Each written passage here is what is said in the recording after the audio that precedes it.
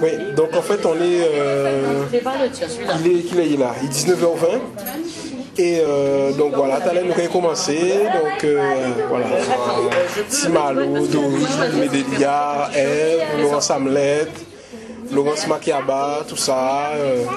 Nous avons commencé heureusement votre tout à l'heure à la salle polyvalente de l'Oricis.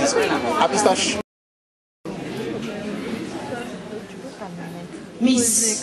Miss était plutôt bien roulée. Mais elle n'était pas du genre à se laisser baratiner sa bosse. Elle l'avait déjà bien roulée et elle n'était pas prête à abandonner sa liberté. Cette liberté qui lui avait valu sa réputation. On disait d'elle qu'elle avait pour habitude de remercier ses petits amis sans sommation et que bien sûr, elle n'avait que de mauvaises fréquentations. Son père était docteur. Pourtant, elle avait même fréquenté un rappeur. C'était sûrement son dealer, on dit aussi qu'elle se drogue.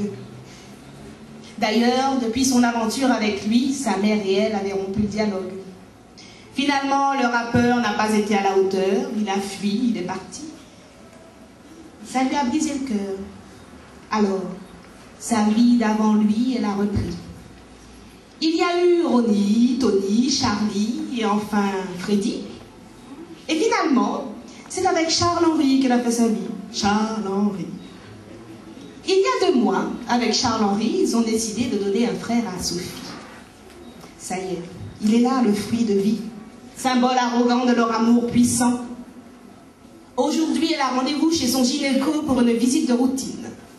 Elle a déjà annoncé la nouvelle à toutes ses cousines. J'espère avoir un fils.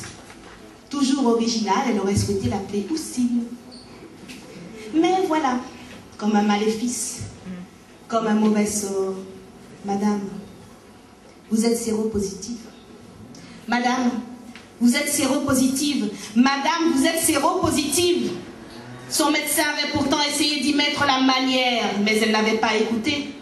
Emportée par le souvenir heureux de son dernier test de grossesse, au résultat positif. En revanche, les derniers mots étaient bien imprimés. Madame, vous êtes séropositive. Elle a revu le film de sa vie amoureuse avec horreur. Elle a maudit sa liberté chérie, source selon elle de tous ses malheurs. L'espace de 2 heures. Le temps des pleurs et de l'agonie du bonheur.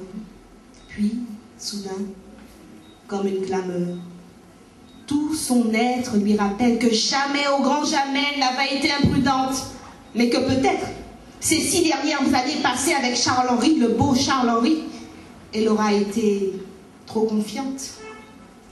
Charles-Henri, le gendre chéri, celui qui assure son confort, l'appelle ma tendre chérie, l'aurait-il trahi? Doublement trahi? De toute façon, vu sa réputation, elle sera exécutée sans sommation. Tout ce qu'elle pourrait essayer de lui faire avouer serait considéré comme affabulation. Sa mère lui avait prédit une malédiction. Voilà que tombe la sanction.